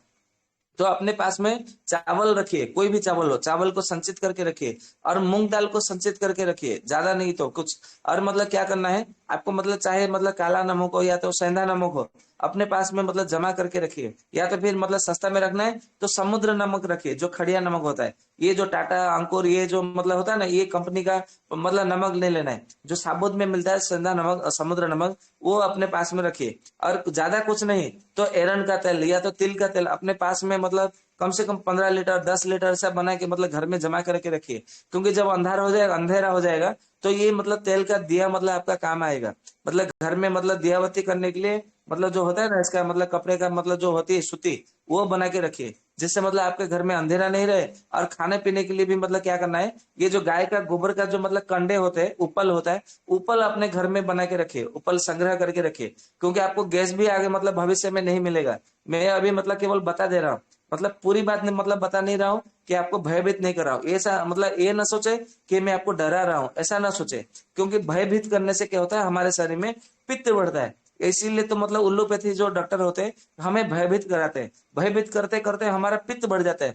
और आप लोगों को पता है कि जब पित्त बढ़ता है तो पित्त के साथ में बात भी बढ़ता है, और जब पित्त और बात दोनों बढ़ते हैं तो कफ की मात्रा कम हो जाता है। और मैंने जब मतलब पहले भी कहा है जब मतलब जितना जितना कफ की मात्रा कम होती है हमारे शरीर में उतनी उतनी मात्रा में गंभीर रोग होने लगते हैं, संक्रामक रोग होने लगते हैं। इस बात को समझिए, इसलिए बिल्कुल भयभीत नहीं होना है। मतलब लाज, शर्म, भय, काम, क्रोध, लोभ, मोह, अहंकार, ये सब को जितना मतलब दूर बना के रखेंगे, हमारे मतलब मन में जितना सकारात्मक विचार बना के रखेंगे, उतनी मात्रा में आपके शरीर में कफ की मात्रा बढ़ेगा और वात और पित्त दोनों समान होंगे। आपके शरीर में जितने कफ की मात्रा बनेगा और वात पित्त जितना समान होगा, आप उतने ही अधिक दिन बचेंगे, जिएंगे, बचेंगे और निरोग मतलब होके हृष्ट पुष्ट सुस्त संबल मतलब होके आपको बचेंगे, जिएंगे। तो ऐसे में मतलब क्या करना है, आपको अपने घर में एक कुआं खुदवाना है। मतलब ये ध्यान में रखना है, कुआं खोदना है और उसी कुएं से मतलब मान लीजिए कि बिजली चली गई तो कोई दिक्कत नहीं, आपका मतलब घर में कुआं है ना, कुएं से पानी निकालिए और कुएं के मतलब पानी से मतलब नहाने का काम करिए, उसमें मतलब खाना बनाइए, पकाइए, पानी पीजिए, उसको भी मतलब आप मतलब करिए। और उसको यदि मतलब कोई मैला है तो घर में फिटकर ही रखिए उसको, मतलब शोधन करने के लिए। थोड़ा मतलब मान लीजिए 10 लीटर आपने पानी लिया तो उसमें क्या करना है, 10 ग्राम फिटकर ही उसको चूर्ण बना के उसमें मतलब छोड़ दीजिए। मतलब या तो फिर जो मतलब कनक का बीज होता है, कनक का बीज भी जिसको मतलब दंती का बीज भी बोला जाता है, तो कनक का जो बीज होता है ना, कनक का बीज या तो फिर जिसको जमाल गोटा भी बोला जाता है, तो जमाल का गोटा भी मतलब बीज लीजिए, कम से कम मतलब 10 दाने ऐसा लीजिए, 10 लीटर पानी में 10 दाने, उसको कूट करके पीस पीस करके मतलब उसको क्या करिए, उसका मतलब छोड़ दीजिए पानी में। और आधा घंटे के बाद में देखेंगे पूरे सारा शरीर का जो पानी का जो मेल है वो अंदर नीचे बैठा रहेगा। क्योंकि बरसात के मौसम में आपको कहीं भी पानी शुद्ध नहीं मिलेगा। ये जो टंकी का पानी मतलब आएगा ना तो भी वो मेला मेला गंदा गंदा आएगा, तो उसको भी मतलब यदि हम पीते हैं तो हम बीमार पड़ने लगेंगे। तो इसको मतलब शोधन करिए, इसको उबालिए और जब आधा बचे तो उसको छान करके रखना है। मतलब उसको छानने के बाद में भी उसमें क्या करना है आपको, उससे तुलसी का पत्ता मतलब डालना है। क्योंकि तुलसी का पत्ता जो होता है, कैसा भी मतलब जीवाणु, कैसा भी बैक्टीरिया हो, वायरस हो, वो सारा का सारा वायरस को तुलसी का पत्ता दूर कर देता है। इसलिए तुलसी का पत्ता मुट्ठी भर उसमें छोड़ दीजिए, मिट्टी के मटके में छोड़ दीजिए पानी में, और वही पानी आपको दिन भर में मतलब पीते रहना है, ये ध्यान में रखना है। तो इससे क्या होगा, जल शुद्ध हो गया, तो जल शुद्ध हो गया तो आपका वात पित्त कफ जो है वो तीनों समान हो जाएगा। ये मतलब ध्यान में रखना है। और मतलब क्या करना है, जब भी आपको मतलब स्नान करना है तो सबसे पहले आपके शरीर में उद्वर्तन लगाना है। उद्वर्तन यानी कि जो चने का या तो जौ का या तो फिर मतलब जो मसूर का जो दाल होता है उसको मतलब खाने के लिए मना किया गया है। तो मतलब जो चने का जो दाल है तो उसको पीस लीजिए, तो उसमें फिर मसूर का दाल बराबर मात्रा में मिला लीजिए। फिर मतलब कैसे मिलाना है, मतलब मान लीजिए चने का दाल मतलब आपने पीस लिया 100 ग्राम, फिर उसमें मतलब मसूर का दाल भी मतलब पीस लीजिए 100 ग्राम, फिर उसमें मुल्तानी मिट्टी जो है उसमें 100 ग्राम मिला लीजिए, बस हो गया। और आप चाहे तो उसमें जो मलय चंदन होता है, मलयगिरी का जो चंदन होता है उसमें मतलब वो सबसे श्रेष्ठ होता है। चंदन 5 प्रकार का है, तो उसमें मलय चंदन जो है वो सबसे श्रेष्ठ होता है, तो मलय का चंदन भी 100 ग्राम मिला लीजिए। और उसमें आप चाहे तो उसमें मतलब अगरू, कुमकुम और केसर, ये मतलब कस्तूरी, ये सब मतलब आप चाहे तो मिला सकते हैं, गोरचन। यदि नहीं चाहिए तो मतलब मत मिलाइए। और उसका मतलब मतलब उसको क्या करना है, थोड़ा लेप लगाना है, और लेप लगाने के बाद में जब सूख जाए तो उसको क्या बाद में आपको घिसते हुए, अपने शरीर को घिसते हुए मतलब उसे ऐसा प्रघर्षण ऐसा का है, मतलब प्रघर्षण करते हुए आपके शरीर में मतलब उसको स्नान करना है। और वहां पे आने के बाद में क्या करना है, मतलब थोड़ा सा चंदन जो है अपने मतलब चेहरे में लगाना है, और कपूर जो है दोनों आंखों में लगाना है। ये ध्यान में मतलब रखना है। मतलब वर्षा ऋतु में आप मतलब कभी भी मतलब पानी सेवन करें तो उसमें मतलब मधु मिला करके सेवन करना ही करना है, ये ध्यान में रखना है। अभी मतलब और मतलब क्या बताया गया है, अभी इसमें ऐसा मतलब बताया गया है कि वर्षा का जो मतलब जो वायु होता है वो हमारे शरीर में अधिक मात्रा में शीतलता को बनाती है। और शीतल जब मतलब बढ़ाती है तो मतलब उसमें क्या होता है कि हमारे मतलब शरीर में कफ तो दुष्ट है और मतलब वायु भी दुष्ट है। जब शीतल मतलब अधिक मात्रा में बनने लगती है तो हमारा जो शरीर का जो रक्त रहता है उसको गाढ़ा बनाने लगता है। तो ये जो मतलब जो ब्लड प्रेशर है, हाई हो लो हो जो भी हो, तो उसको मतलब जब मतलब गाढ़ा बनाने लगेगा तो फिर मतलब क्या करेगा, हमारे शरीर में मतलब बीपी को या तो बढ़ाएगा या तो फिर लो करेगा। इसके लिए हमें क्या करना है, अधिक मात्रा में मतलब जब हम शहद मिला के हम जब सेवन करेंगे तो फिर वो जो मतलब जो रक्त की मात्रा जो गाढ़ा बनने लगती है फिर वो गाढ़ा नहीं बनेगा। इसमें मतलब ध्यान देना है कि जिसको मतलब जहां से मतलब वायु मतलब जोर से आ रही है तो उस और मुंह करके नहीं रहना है, ये ध्यान में रखना है। और मतलब पहले के जमाने में जब बरसात, जिस दिन बरसात होती थी तो उस दिन वो घर में मतलब पकोड़े तल के मतलब खाते थे। आप लोगों को मालूम है कि पकोड़े तल के क्यों खाते थे? जब भी मैं मतलब बरसात होते थे तो मतलब पकोड़ा तल के मतलब खाते थे। इसका कारण मैं रहस्य बता देता हूँ, जो आयुर्वेद के हिसाब से मैंने जो अनुभव किया है, मतलब मैंने बहुत बार मतलब अनुसंधान किया कि पकोड़े तलने मतलब पुराने जो मतलब फिल्में देखेंगे, पुरानी पुराने फिल्में, अरे आज बरसात का मौसम है थोड़ा पकोड़े तल लेते, तो मतलब खाने का मतलब ये मतलब जो मूड है ऐसा क्यों है? मतलब आयुर्वेद के दृष्टिकोण से ऐसा कुछ है क्या? इसके आयुर्वेद से कोई संबंध नाता है क्या? जब मैंने उसके विषय में अनुसंधान किया, ऐसा तो चरक संहिता, सुश्रुत संहिता, अष्टांग संग्रह, अष्टांग हृदय या तो अन्य अन्य ग्रंथों में कहीं उल्लेख नहीं है, परंतु जब मैंने अनुभव किया वो मैं अपना अनुभव आपको बता रहा हूँ, आपके समक्ष रख रहा हूँ। मतलब जिस दिन मतलब जब बरसात जोर से होती है ना, तो हवा भी चलती है, तो हवा चलती है तो उससे क्या होता है कि वायु कुपित होती है। फिर मतलब जब पानी बरस रहा होता है, पानी बरस रहा होता है तो उससे क्या होता है, कफ बढ़ता है, मतलब कफ मतलब पानी जो है कफ होता है। ठीक उसी तरह मतलब उसमें क्या होता है कि सर्दी का जोर रहता है, सर्दी का जोर यानी कि मतलब वर्षा ऋतु में अम्लता मतलब होता ही होता है, क्योंकि मतलब सारे जो नदी का जल है, यहाँ का जल, वहां का जल, मतलब सारा जल मतलब जब उसमें मिला मिला मिला जला रहता है, मतलब गंदगी उसमें मिली जुली रहती है, तो गंदगी जो है यही मतलब पित्त को बढ़ाते हैं। तो पित्त का मतलब उसमें जब मतलब बनता है, पानी में मिला हुआ रहता है, तो पानी में मिल करके वायु क्या करता है कि मतलब ऐसा कहा गया है, योग बाही परम वायु संयोगात उभयार्थ कृतम, ऐसा कहा है। इसका अर्थ यह है, वायु एक प्रकार का योग बाही है। योग बाही यानी कि मतलब वो मतलब जिसमें मतलब मिल जाएगा उसी का मतलब प्रचार करेगा, मतलब उसके उसी के गुण को मतलब वो वहन करेगा और उसी के गुण को मतलब दूसरे दूसरे लोगों के पास में वो पहुंचाएगा।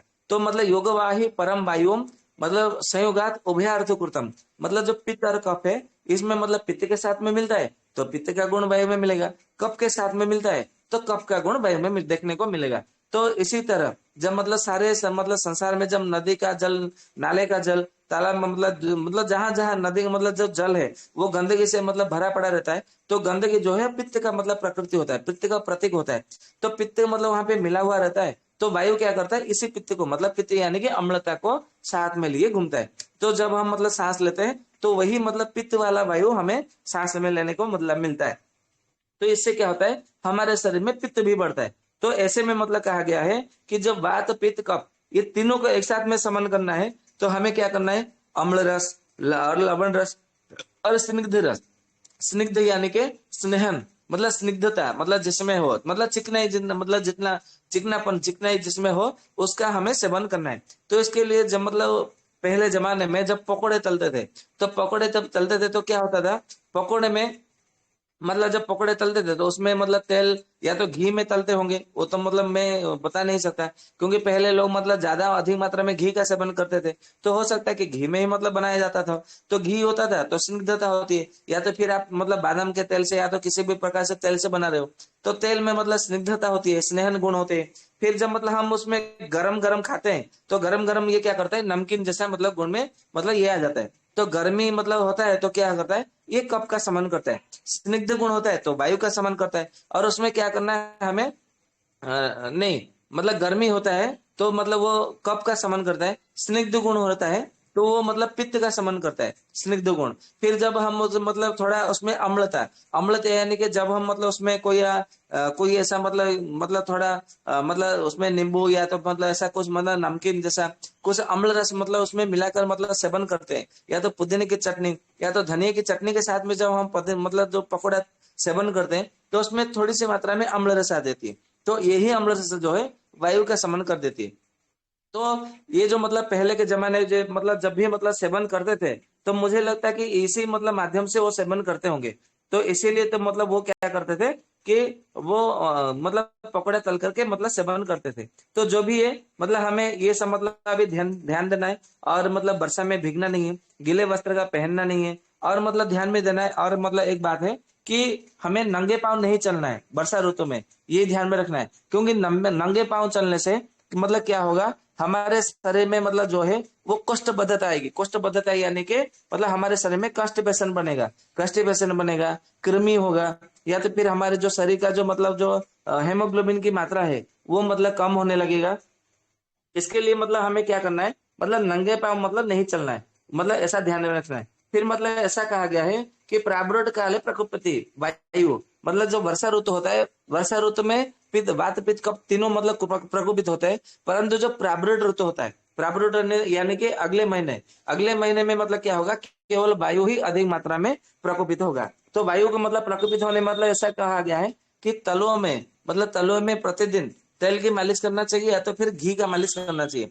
और दोनों नथुनों में मतलब इसमें घी मतलब आप ढाल सकते हैं या तो फिर जो अणु तेल है, अणु तेल मतलब ढालने के लिए कहा गया है। अणु तेल कितनी मात्रा में ढालना है, 30-30 ml, मतलब एक एक नथुनों में 30-30 ml की मात्रा में ढालना है अणु तेल।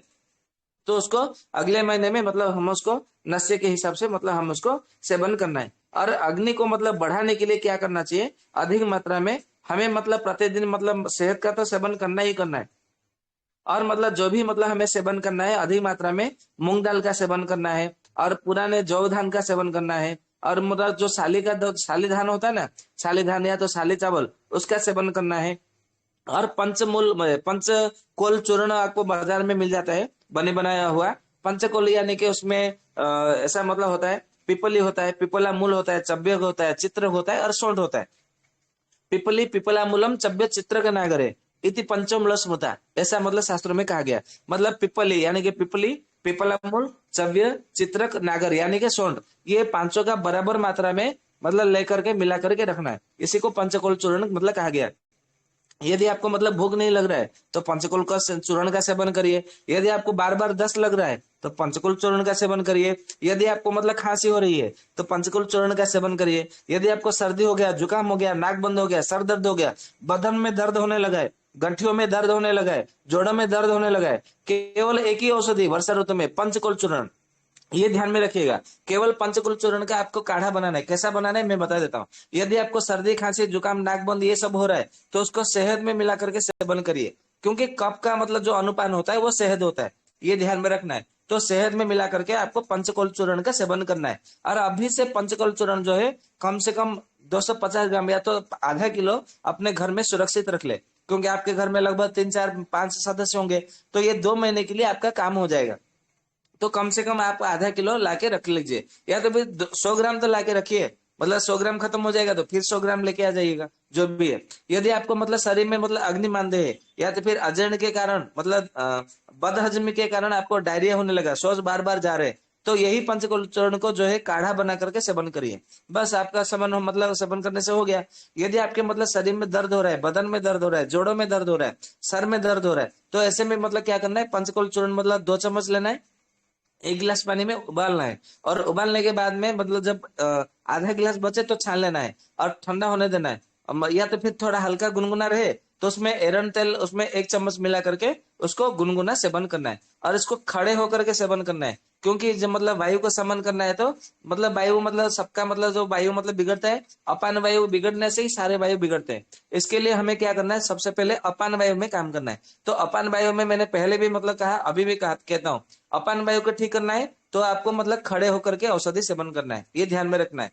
और कभी ऐसा नहीं है कि मतलब ऐसा मतलब मैंने बहुत सारे मतलब ग्रंथ देखे, किसी एक ग्रंथ में ऐसा नहीं लिखा है कि पानी खड़े होकर नहीं पीना चाहिए। ये मतलब पता नहीं कैसे कहां से किसने आरंभ कर दिया कि पानी खड़े होकर पीने से घुटनों में दर्द हो जाता है। ऐसा नहीं है, घुटनों का दर्द भी मैंने खड़े होकर के पानी पिला पिला करके मैंने ठीक किया है। और मैं ऐसे ही नहीं मतलब हवा में बात कर रहा हूँ, मैं फेंक नहीं रहा हूँ। जो सही में मतलब मैंने अनुभव किया वही मतलब मैंने कहा। आपको देखना है कि ये रोगी का मतलब कौन सा वायु बिगड़ा है, अपान वायु, व्यान वायु, उदान वायु, समान वायु या तो प्राण वायु, कौन सा वायु बिगड़ा है। यदि मतलब अपान वायु के बिगड़ने से इसका मतलब ये घुटनों में दर्द है, उसको खड़े होकर के पानी पीने के लिए बोलिए, गरम गरम पानी, या तो उसको औषधि दीजिए, उसको या तो फिर घी पिलाइए या तो फिर जो भी पिलाइए उसको पानी के साथ में उसको खड़े होकर के पीने के लिए दीजिए। तो अपान वायु के कारण जिनका घुटनों में दर्द रहता ना, तो वो अपान वायु ठीक हो गया तो घुटनों का दर्द ठीक हो गया। तो वो भी बोलने लगा, अरे मैंने तो मतलब मैं खड़े होकर के मतलब नहीं पीता था, जब से घुटनों का दर्द मतलब हुआ, मैं पानी मतलब बैठ करके पीता हूँ तो मुझे थोड़ा आराम मिलता है, परंतु मेरा घुटनों का दर्द ठीक नहीं होता। ये आपने मतलब खड़े होकर के पीने के लिए बोला तो 21 दिन में 20 दिन में मतलब मेरा घुटनों का दर्द ठीक हो गया। ये इसका रहस्य है आयुर्वेद का। तो हमें एक एक सूत्र, एक एक रहस्य को हमें जानना है, समझना है। और ये सारा का सारा जो रहस्य है ये हमें मतलब बताना है, सबको बताना है। क्योंकि मतलब अभी जो आधा अधूरा ज्ञान है ना, ऐसा चरक जी ने कहा है, अर्ध ज्ञानम दग्ध ज्ञानम। मतलब मान लीजिए मैं आपको कोई किताब दे दूंगा पढ़ने के लिए, तो उसमें से आधा जो है वो जल गया है किताब का, या तो फिर आपका उसमें से आधा फट गया है, तो उसमें से क्या आप मतलब पढ़ पाएंगे? या तो मतलब मान लीजिए मैंने कोई कहानी का पुस्तक दे दिया, तो क्या आप वो उसका कहानी का मतलब समझ पाएंगे? या तो कहानी का सारांश निकाल पाएंगे? नहीं समझ पाएंगे, नहीं निकाल पाएंगे। ठीक इसी तरह जो आधा अधूरा ज्ञान होता है ना, ये दग्ध ज्ञान हम इसको ऐसे भी समझ सकते हैं। मान लीजिए आपने मतलब खाना भोजन मतलब पकाया, और आपका जो भोजन है वो पक गया मतलब जल गया, तो क्या जला हुआ अन्न मतलब आपको मतलब सेवन कर सकेंगे? नहीं कर सकेंगे। भले आपको कितना भी भूख लगे, कैसा भी मतलब भूख लगे, भूख से तड़प रहे हो, छटपटा रहे हो, तो मतलब कड़कड़ा रहे हो, फिर भी आप भोजन नहीं कर सकते। और यदि करते हैं तो आपका बीमार पड़ने वाला है, आपका शरीर मतलब बीमार से ग्रसित होने वाला है। तो यही जो मतलब आधा अधूरा ज्ञान जो है, ये हमें मतलब और मतलब आगे रोगों की ओर ढकेल रहा है।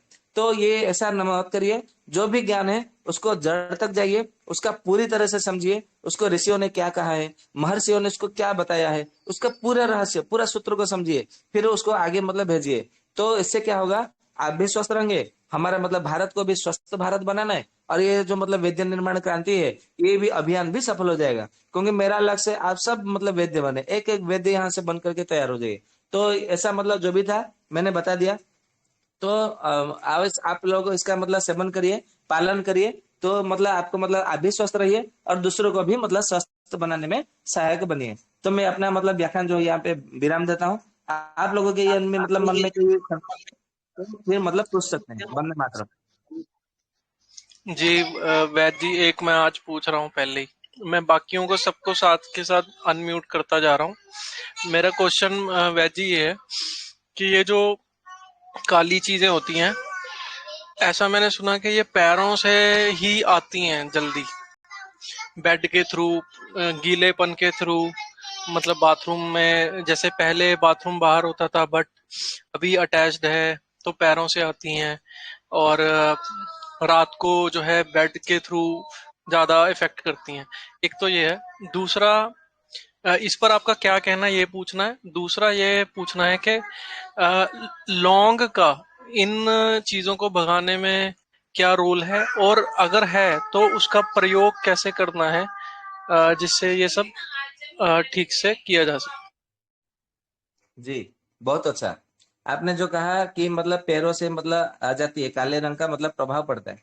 केवल काले रंग का ही नहीं, मतलब कोई भी मतलब रंग हो, या तो कोई भी काले मतलब या समझ लो, मतलब जैसे जो भी लोग बोलते हैं प्रेत या जिस नेगेटिव एनर्जी, वो सब। जी, ये आपने बिल्कुल सही सुना है। मतलब चाहे नेगेटिव एनर्जी हो या सकारात्मक, नकारात्मक हो या सकारात्मक हो, जो भी हो, मतलब हमारे पैरों से मतलब मतलब ये अधिक मात्रा में प्रभावित होता ही होता है। ये ध्यान में रखना है।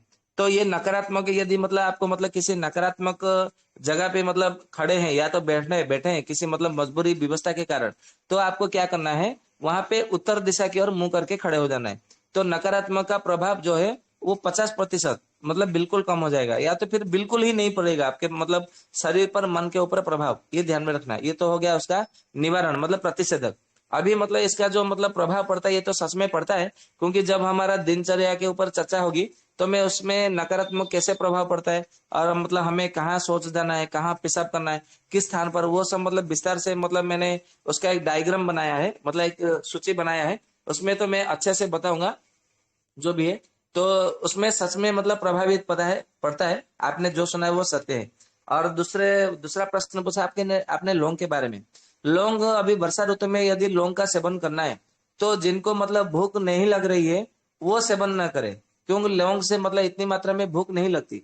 मतलब वो भूख को क्या करता है, समान रूप से मतलब वो चलायमान करता है। परंतु मतलब शरीर में क्या करता है, वो अग्नि को बढ़ाता है, परंतु भूख को कभी कभी बंद कर देता है। ये ध्यान में रखना है। इसके लिए लौंग को अधिक मात्रा में सेवन नहीं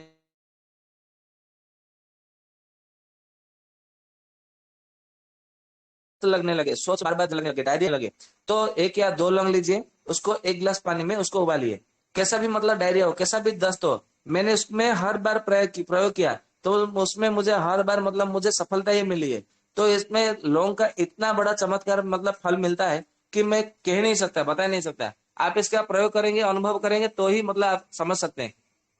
तो यदि छोटे बच्चे हैं तो 1 लौंग लीजिए, बड़े बुजुर्ग है मतलब बड़े बुजुर्ग मतलब क्या, 12 साल से बड़े हैं तो 2 लौंग लीजिए, यदि 60-70 साल से अधिक है तो 3 लौंग लीजिए। उससे अधिक मत लेना, नहीं तो फिर क्या होगा, बवासीर हो जाएगा, मतलब आपका जो गुदा मार्ग है वो बाहर निकलने की संभावना रहती है। तो वो नहीं लेना है। फिर मतलब बवासीर मतलब मस्सा जैसा बन जाएगा आपके गुदा मार्ग में। तो छोटा बच्चा है तो 1 लौंग, 12 साल से अधिक है तो 2 लौंग, 70 साल से अधिक है तो 3 लौंग लेना है। तो उसको 1 गिलास पानी में उबालना है। 12 साल से छोटे कम बच्चे तो 2 कप में उबालना है और उसको 1 कप रहने से दे देना है। और यदि 12 साल से अधिक है तो उसको 1 गिलास पानी में उबालना है और आधा गिलास पानी में जब बचे तो उसको छान करके पिला देना है। आपको कैसा भी दस्त लग रहा हो, पेट में मरोड़ हो, पेट में मतलब दर्द हो रहा हो, मतलब बार बार दस्त हो रहा हो, वो एक पान मतलब एक ही मात्रा से बंद हो जाता है। और कभी कभी को बाई चांस मतलब कभी कभार 2 मात्रा देनी होती है, नहीं तो एक ही बार में उसका मतलब प्रयोग बंद हो जाता है। और दूसरी बात, यदि मतलब मान लीजिए कि आपने नकारात्मक किसी ऐसे जगह चले गए या तो फिर आपने मतलब नंगे पैर आपने चल लिया, खेतों में काम कर रहे, तो फिर आपके दांतों में दर्द होने लगे, कीड़े में कीड़ा पड़ गया या तो मसूड़े से खून आने लगे, तो ऐसी स्थिति में क्या करना है, ये मतलब लीजिए मतलब 1 लौंग को मतलब थोड़ा मतलब दरदरा कूट लेना है, उसको उबालना है, उसमें थोड़ा हल्दी और फिटकरी ये मिला देना है और उसमें मतलब मिला करके क्या करना है, काढ़ा बनाना है। काढ़ा जब मतलब 1 गिलास पानी लेना है, आधा जब गिलास बचे तो उसको थोड़ा मतलब जब गुनगुना रहे तो उसमें क्या करना है, कुल्ला करना है। ऐसा दिन में 2 बार करना है। तो दांत का दर्द जो है बरसात के मौसम में जल्दी ठीक हो जाता है। परंतु यही प्रयोग जब मैंने शरद ऋतु में, शिशिर ऋतु में, हेमंत ऋतु में, वसंत ऋतु में, ग्रीष्म ऋतु में करता हूँ, तो यही प्रयोग मतलब लगभग 6 बार 7 बार करने से लाभ मिलता है। वर्षा ऋतु में एक ही बार में लाभ मिलता है। तो इसमें आप ये लौंग का मतलब काढ़ा का कुल्ला या तो गरारे कर सकते हैं, या तो मतलब कुछ भी ना मिले तो केवल लौंग से ही मतलब काढ़े से आपका कुल्ला गरारे करते हैं ना, तो वर्षा ऋतु में बहुत अच्छा मतलब फायदा मिलता है। ये ध्यान में रखना है। तो लौंग के से तो मतलब ये वर्षा ऋतु में 2 ही मतलब मैं प्रयोग करता हूँ, इसलिए मैं 2 प्रयोग मतलब मैंने बता दिया। ठीक है भैया। और मतलब हाँ, और एक बात मतलब बताना था कि जो वर्षा ऋतु में मतलब पश्चिम की जब हवा चलती है ना, तो आपको वहां पे खड़ा होना है, ये ध्यान में रखना है। परंतु पश्चिम दिशा से हवा नहीं चलती है, किसी दूसरे दिशा से हवा चलती है, तो आपको मतलब वहां उस दिशा की ओर मुंह करके नहीं खड़ा होना है, ये ध्यान में रखना है। पश्चिम दिशा से जब हवा चलती है तो उस पश्चिम दिशा की ओर मुंह करके आपको खड़ा होना है। तो इससे क्या होगा, आपके शरीर में मतलब वायु दूषित है या तो वायु पित्त वात पित्त कफ दुष्ट है, तो वो तीनों को शांत कर देता है पश्चिम दिशा की हवा। ये वर्षा ऋतु में ये ध्यान में रखना है। बराबर। तो पश्चिम दिशा की हवा आप मतलब ध्यान में रखना है सेवन करने के लिए। ठीक है जी। जी जी जी जी, बिल्कुल, बहुत बहुत धन्यवाद, बहुत बहुत धन्यवाद।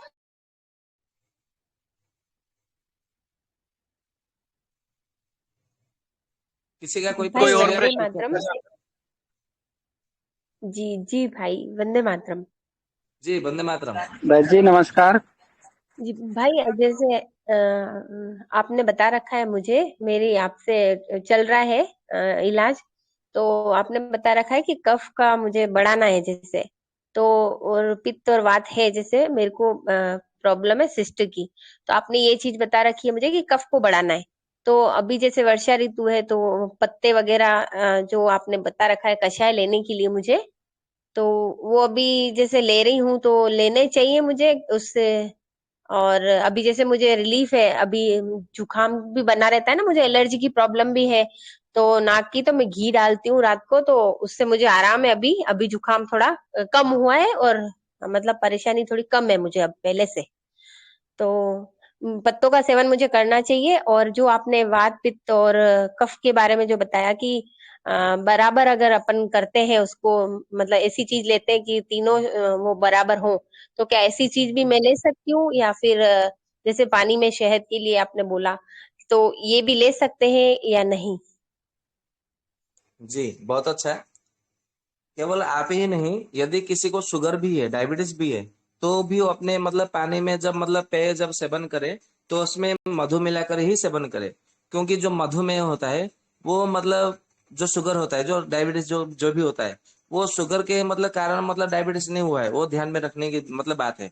क्योंकि उसमें धातु आपका मतलब दुर्बल हो गया है, धातु के कारण ही मतलब आपका वो मधु प्रमेह हुआ है, तो उसमें भी मतलब सेवन कर सकते हैं। तो आपका तो प्रमेह नहीं है, तो आप मतलब निसंदेह निसंकोच भाव से निद्वंद भाव से उसका सेवन करिए मधु मिला करके पानी में।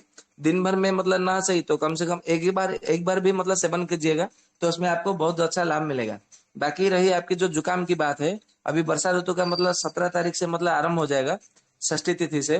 तो आपको क्या करना है, पंचकोल का चूर्ण, मतलब चाहे हर किसी को, हर कोई जो है मतलब चाहे कोई मतलब वात पित्त का कफ का कोई लक्षण मिले ना मिले, परंतु सप्ताह में एक बार पंचकोल का चूर्ण का काढ़ा बना करके मतलब सेवन करिए। यदि जिनका कफ प्रकृति है तो शहद के साथ में, पित्त प्रकृति है तो काढ़ा बना करके मतलब ठंडा होने के बाद में, यदि वात प्रकृति है तो उसमें एरंड तेल मिला करके सेवन करिए। ये हर किसी के लिए है।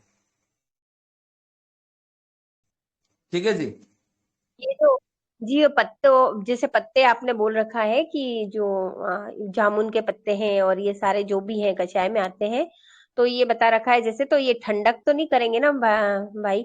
और नहीं मतलब नहीं नहीं जुकाम की प्रॉब्लम है? नहीं, जी बिल्कुल ठंडक नहीं करेगी। और इसमें वर्षा ऋतु में ऐसा कहा गया है कि जो मतलब लगभग मतलब हमारी जितनी ऊंचाई है, मतलब हमारी ऊंचाई कितनी होती है, लगभग 3 फुट होता है ना।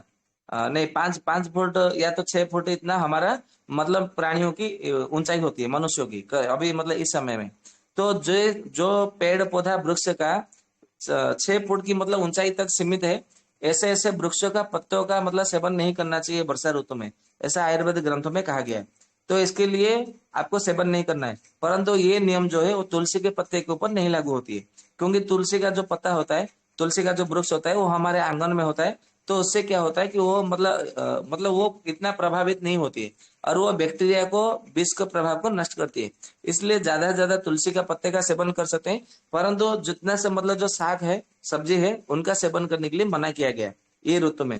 ये ध्यान देने की बात है। और अधिक से अधिक आपको मतलब साग का सेवन करना है। तो जो सही जन होता है ना, सही जन, जिसको मतलब मोरिंगा कहा जाता है अंग्रेजी में, तो सही जन का साग अधिक जी। मात्रा में सेवन कर सकते हैं।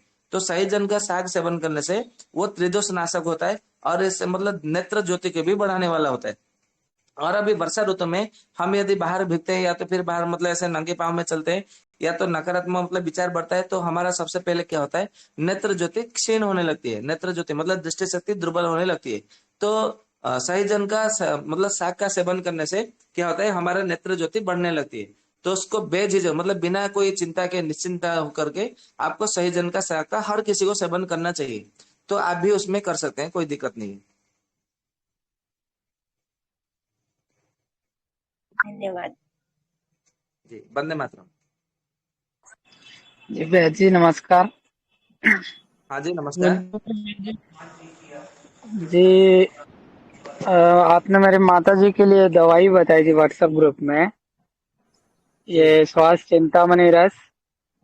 श्वास कुछ और था।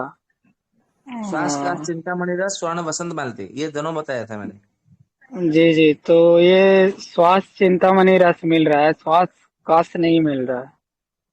कोई दिक्कत नहीं, दे दीजिए फिर। दोन और बसंत मालती में ये मिला, आपको मिल रहा है यहाँ कुसुमाकर रस मिल रहा है। नहीं, वसंत कुसुमाकर रस वो अलग है, वसंत मालती रस ये अलग है। बसंत अच्छा कुसुमाकर नहीं ठीक, देना है, स्वर्ण वसंत मालती ही ये देना है सही वहां पे। रहेगा ना श्वास चिंतामणि? हाँ चलेगा, वो श्वास चिंतामणि चलेगा। ठीक है भैया जी, धन्यवाद भैया जी, जी। वंदे मातरम। वे वंदे मातरम। जो सहजना की सब्जी की बता रहे हो सर जी, वो जो, तो उसकी अभी पत्तियों का एक बन सकता है सब्जी? फलियां तो गर्मी में आती है। मैंने कलियों की बात नहीं की है, मैंने पत्तों की बात कही है। सहजन का पत्तों पत्ते की। का सेवन करने के लिए कहा है मैंने, साग बना करके, सब्जी बना करके। जी जी ठीक, ओके। जी जी। वंदे मातरम भाई जी। हाँ जी, वंदे मातरम। ये जो कड़ी पत्ता का सेवन कर सकते हैं ना? हाँ, कड़ी पत्ता आप आराम से मतलब 12 महीना सेवन कर सकते हैं। जी जी।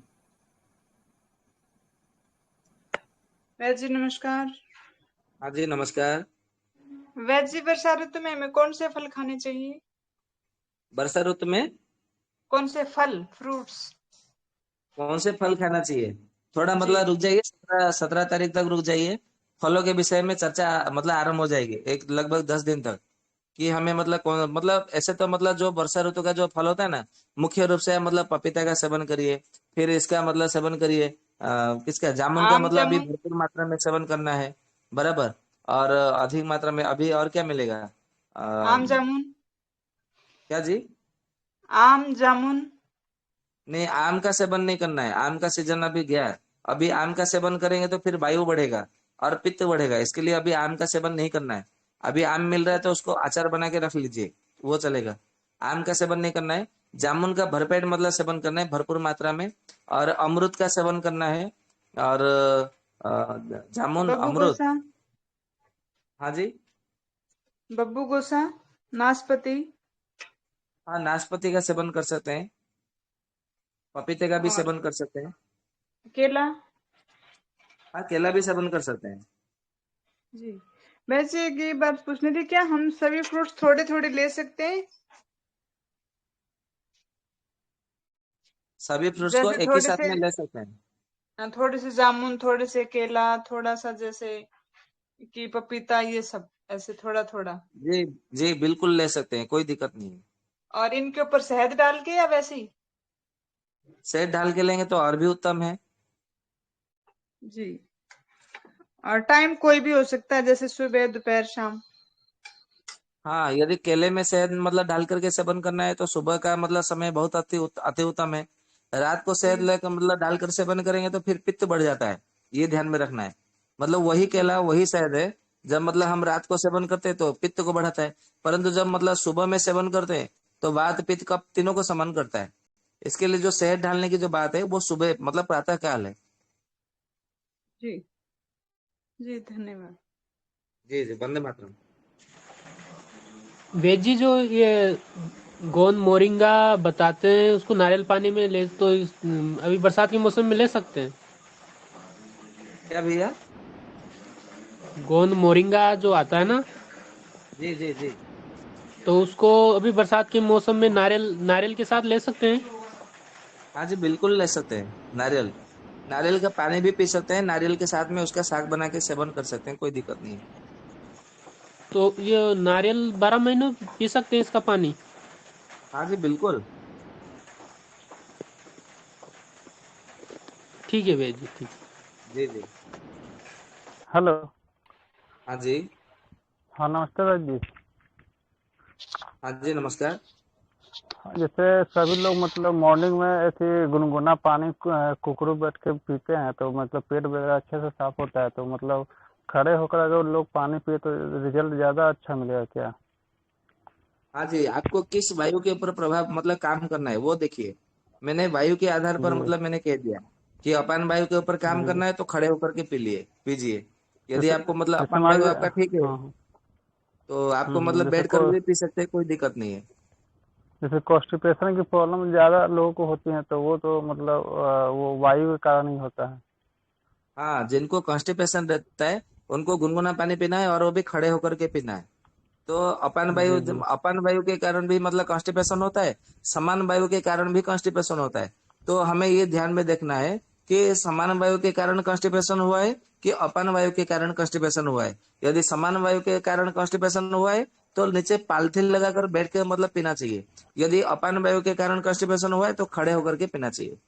आप पहले वायु को समझिए, ये कौन सा वायु बिगड़ा हुआ है, कौन सा वायु विकृत हुआ है, उसके आधार पर हमें मतलब पानी पीना चाहिए। जी जी। और अभी ये जी सब भाई मतलब जी अभी आपसे किडनी के, हाँ और अभी ये सब मतलब आपके हाँ माध्यम हाँ से बता रहा हूँ कि अभी किडनी फेल्योर का जो हाँ। सीरीज धारा चल रही है, इसके बाद में हमारा मतलब वर्षा ऋतु में क्या फल खाना चाहिए उसके विषय में चर्चा हो जाएगी। उसके बाद में हमारा जो वात पित्त कफ के ऊपर जो आधार चल रहा था वही मतलब फिर धारा मतलब आरंभ हो जाएगा। तो सबसे पहले हम वायु के विषय में ही चर्चा कर लेंगे, प्राण अपान व्यान उदान समान।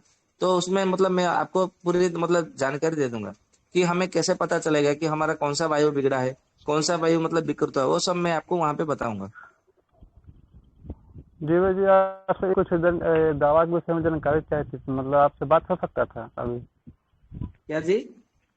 दवा के विषय में कुछ जानकारी चाहिए था बनाने के लिए, मतलब और वो पूछना था कुछ, थोड़ा टाइम चाहिए था उसमें, तो आप बात हो क्या बोल रहे सकता हैं, है मुझे मतलब समझ में नहीं 11 आ बजे रहा है। के बाद चाहे जब भी, कल? नहीं, आप क्या बोल रहे हैं मुझे समझ में नहीं आ रहा है, क्या बोल रहे हैं?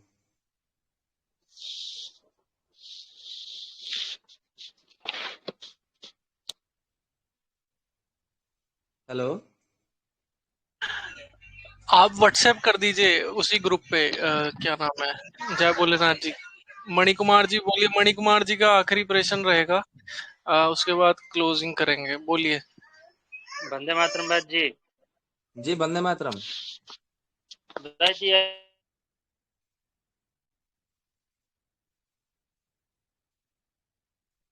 हेलो। आपकी आवाज नहीं आ रही है मणि कुमार जी।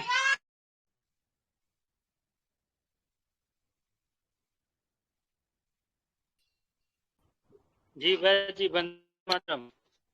हाँ जी, वंदे मातरम, बोलिए। वैद जी, विष्णु सहस्त्र पाठ के बारे में थोड़ा सा बताइए ना, कि इस समय बहुत अर्थ आ रहा है इसके बारे में। किसके बारे में बताऊं? जी, विष्णु सहस्त्र पाठ के बारे में। विष्णु सहस्त्र के बारे में क्या बताऊं मैं? जी जी, वो क्या ऐसे होता है? आप एक काम करिए, विष्णु सहस्त्र नाम मतलब पाठ के भाषा में बताने के लिए अभी यहाँ पे समय नहीं है। आप मुझे ग्रुप में मैसेज करिए, व्हाट्सएप ग्रुप में, मैं वहां पे चर्चा करूंगा, ठीक है? रात को 11 बजे के बाद में। जी वैद जी।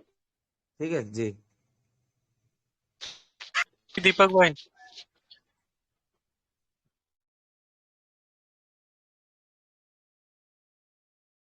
दीपक भाई आप हैं? कोई बात नहीं, ललिता दीदी आप हो? जी भैया जी। जी जी, करा दीजिए शांति पाठ। प्रणामः सभी को। यं वैदिका मन्त्रदृशः पुराणाः इन्द्रं यमं मातरिश्वानमाहुः वेदान्तिनो निर्वचनयमेकम् यं ब्रह्मशब्देन विनैदृशन्ति शैवायमीशं शिव इत्यवोचन् यं वैष्णवा विष्णुरिति स्तुवन्ति बुद्धस्तथारणीति बोधजैनाः षट्श्रियकालेति च शेकसन्ता शास्त्रेति केचित् प्रकृतिकुमारा स्वामीति मातेति पितेति भक्त्या यं प्रार्थयन्ते जगतीशितारं स एक एव प्रभुरद्वितीयः। ॐ सर्वे भवन्तु सुखिनः, सर्वे सन्तु निरामयाः, सर्वे भद्र।